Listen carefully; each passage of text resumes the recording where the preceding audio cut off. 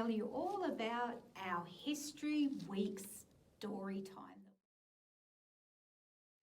So welcome. We've recorded some of our favourite rhymes, songs and jokes for you this week.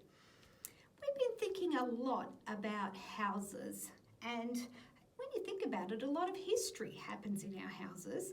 We sometimes say, if these walls could talk, what sort of tales would they tell? Perhaps you and the grown-ups in your life could have a think about the history of your own house and what you've been doing there. And maybe you can write them down and make your very own stories.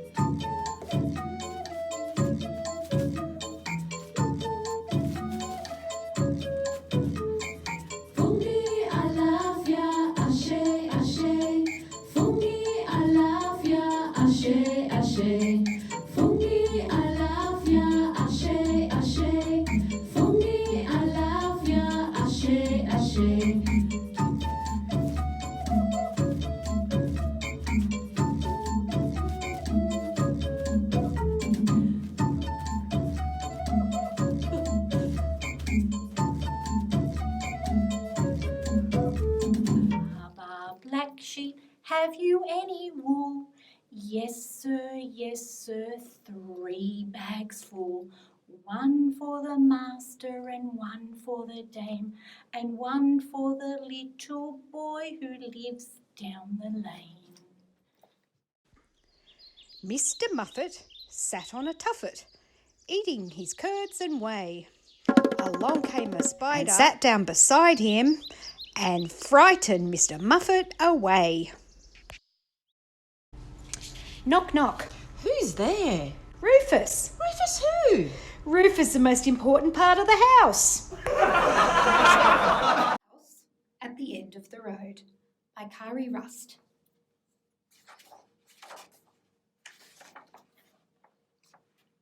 Robert, do I hear bouncing again?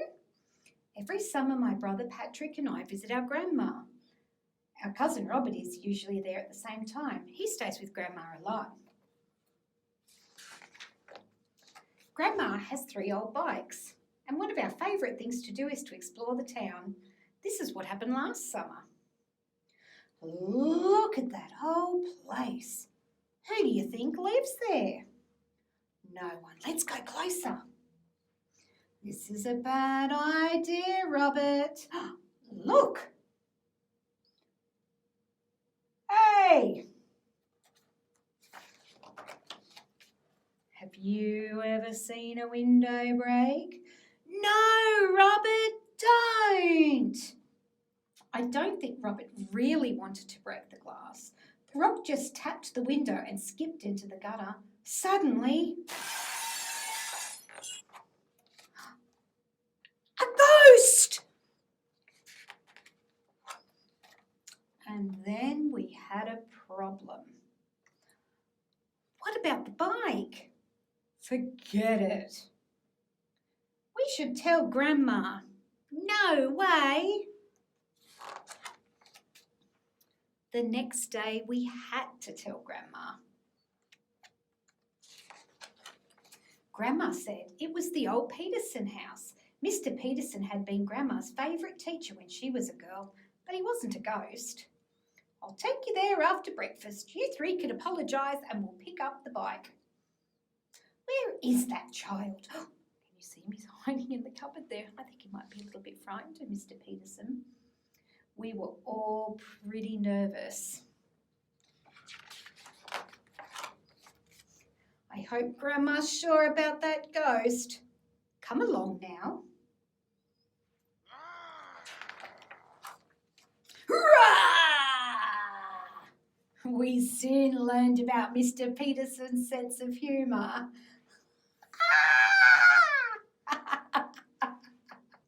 He invited us inside the old house.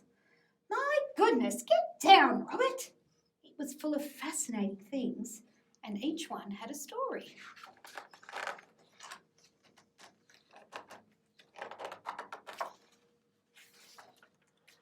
There were films that played on a whirring projector and piles of old books about plants and animals. Some had flowers pressed in them from years before. Mr. Peterson showed us toys that moved without batteries and an old photograph of a swimming hole. Hardly believe he was a boy in a striped bathing suit. Can you see him in the picture? When it was time to go, Mr. P gave each of us a gift: an old camera for Robert, beautiful pencils and a notebook for me, gardening tools for Patrick, and an old-fashioned board game for Grandma. Oh, isn't that lovely and generous of Mr. Peterson? We visited the old house a lot over the summer. We loved its cool, dark basement. I can see all sorts of interesting things in there. I can see some fruit in jars. I can see some fruit being stored, probably fruiting later. I think they might be apples. Some ice skates. And look, even a train. And its tumble-down garden, still pretty in its own way. I think that's where the apples must have come from the tree. Then one day, Mr. Peterson wasn't there. Instead, there was a man posting a sign on the door. He said that the house was old and unsafe and Mr. Peterson had moved out. No! Go away, said Robert. Robert, what are you doing? Grandma found out that Mr. Peterson was taken to a retirement house by the river. He'd caught a bad cold, so had no visitors for 2 weeks. By then, summer would be over and we'd be gone. We decided to go back and save Mr. P's things, but we were too late. Everything was gone. Robert stormed off. Patrick found a little tin under the porch and started filling it with seeds and clippings from the old garden. Maybe we could save something for Mr. P. I sat down and started to write. That evening, Robert came back so late that he almost missed dinner. He finally showed up with an envelope of photos he had taken. The pictures were of ordinary things around Mr. P's house, but somehow Robert had made them look beautiful. Robert was full of surprises. Hey, did you go back in the house? Robert! We packed our collections in a box before we left. Oh, can you see what sort of things are in the box? I think there are all sorts of things to help Mr. P remember his house. I can see a picture here that somebody's drawn of his house. I can see some of the plants that they found. Grandma promised to deliver our package to Mr. Peterson. And she did. I can hardly wait for next summer. And that's the end of it. Hello. Humpty Dumpty sat on the wall. Humpty Dumpty had a great fall. All the king's horses and all the king's men couldn't put Humpty together again. Why were the early days of history called the Dark Ages? Because there were so many nights. Is a house for an ant. A hive is a house for a bee. A hole is a house for a mole or a mouse. A house is a house for me. A web is a house for a spider. A bird built its nest in a tree. A pig can stay dry in his pigsty. A house is a house for me. I wish. Goodbye house, hello house. This is the last time I'll fish in this river. This is the last time I'll run through these trees. This is the last time I'll pat this pony. This is the last time I'll swing on this gate. This is the last time I'll eat at this table. This is the last time I'll dream by this fire. This is the last time I'll sleep in this house.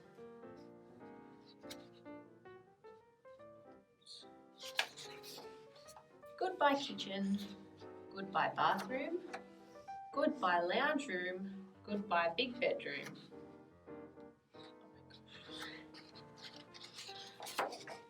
Goodbye my bedroom. Goodbye stars on the ceiling. Goodbye mouse hole in the corner. Goodbye writing on the wall. Goodbye old house. Goodbye. This is the first time I'll jump over these cracks. This is the first time I'll push open this gate. This is the first time I'll climb up this tree. This is the first time I'll look over this fence. This is the first time I'll pat this cat. This is the first time I'll walk through this door. Hello kitchen. Hello bathroom. Hello lounge room. Hello big bedroom. Hello my bedroom. Hello comfy window seat. Hello bright city lights. Hello writing on the wall. Hello new house. Hello.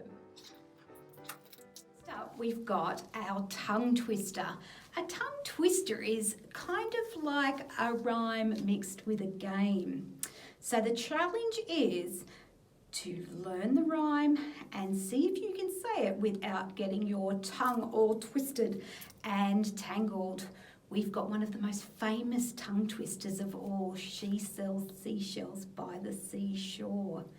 Now, She Sells Seashells on the Seashore is all about a lady named Mary Anning. Mary Anning lived by the sea in Great Britain, and she loved to go searching for seashells and fossils. She sells seashells on the seashore. The shells she sells are seashells, I'm sure. Then I'm sure she sells seashore shells.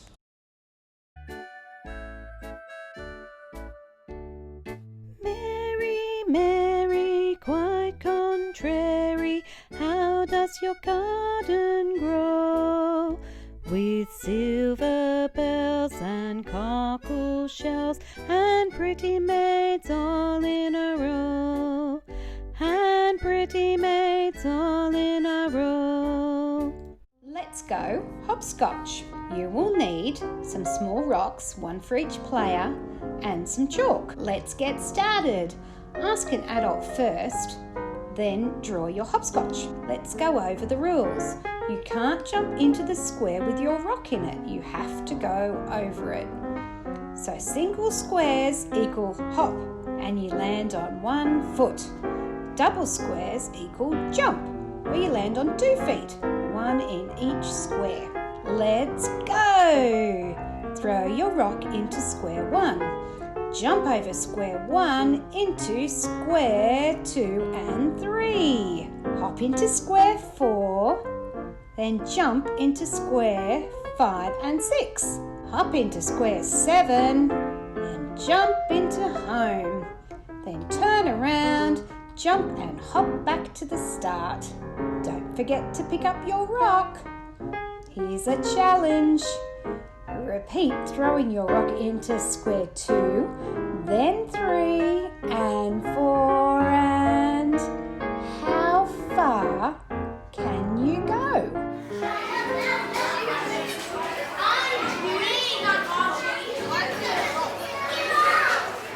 Happy hopscotching!